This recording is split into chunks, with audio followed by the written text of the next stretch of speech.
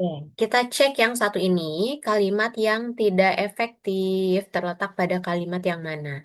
Oke, kalau ini berarti kita mau gak mau harus nyari semua ketidakefektifan ini di kalimat yang ada di opsi gitu ya. Berarti dia ada yang tidak sejajar, bisa jadi ya, tidak sejajar, atau mungkin dia nggak lengkap, tidak lengkap, tidak lengkap. Lengkap, struktur, terus juga bisa jadi juga dia tidak hemat ya, artinya dia boros sih katanya, atau tidak logis,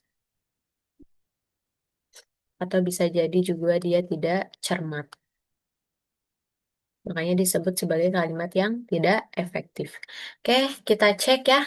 Kalimat dua, akibatnya nutrisi dan oksigen yang dibutuhkan otak tidak terpenuhi dengan baik. Oke. Nah, di sini aman ya, akibatnya ini adalah konjungsi. Nutrisi dan oksigen yang dibutuhkan otak, subjek tidak terpenuhi, predikat dengan baik adalah tidak terpenuhi dengan baik. Oke, itu adalah predikat.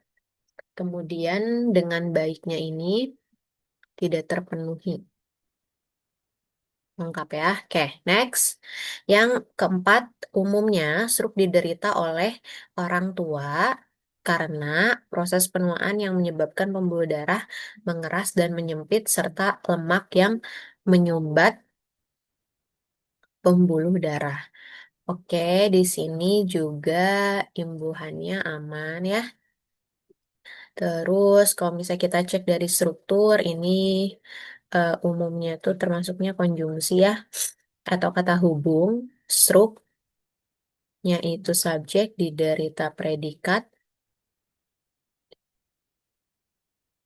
oleh orang tua. Ini semuanya keterangan ya. Oke, terus kita cek berarti ini tepat, ini tepat. Yang lima, pada beberapa kasus terakhir menunjukkan peningkatan kasus stroke yang terjadi pada usia remaja dan usia produktif 15 sampai 40 tahun. Nah, ini yang salah kenapa? Ada awalan, ada kata pada. Kata pada ini, kalau disimpan tanpa ada koma dimanapun, tanpa ada yang memisahkan, tanpa tanda koma yang memisahkan keterangan dengan subjek, maka semua kalimat ini menjadi keterangan. Kenapa? Karena tidak ada yang memisahkan, tanda komanya tidak ada di sini. Kalau mau, pada beberapa kasus terakhir, koma di sini tambah subjek gitu. Tapi kan ini tidak ada. Berarti ini yang harus dihilangkan ya. Jadi hati-hati kalau misalnya di awal ada kata berdasarkan, menurut, pada, itu tuh menunjukkan keterangan. Jadi wajib ada koma setelahnya untuk memisahkan antara keterangan itu dengan si subjeknya. Nah, gimana supaya dia efektif? Ini kan berarti ketidaklengkapan struktur ya, karena semuanya menjadi keterangan. Sedangkan minimal banget kalimat itu harus mengandung S dan P gitu. Maka dari itu, si pada ini harus dihilangkan. Nah, kalau padanya dihilangkan, beberapa kasus terakhirnya menjadi subjek, menunjukkannya menjadi predikat, peningkatan kasus menjadi objek, gitu ya. Jadi, kata pada ini membuat si kalimat ini menjadi tidak efektif, ya. Yang kalimat 6 pada golongan. Nah, ini bener nih. Padanya ada. Nggak apa-apa ada pada, tapi setelahnya harus ada koma yang memisahkan antara si keterangan dengan si subjek. Gitu. Ini menjadi keterangan.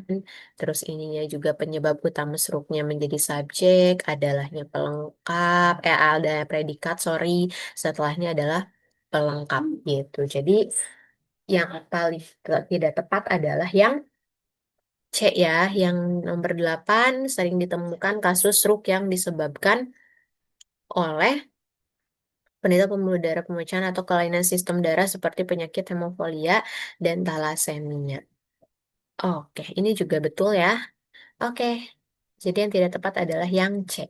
Oke, sampai bertemu di pembahasan selanjutnya.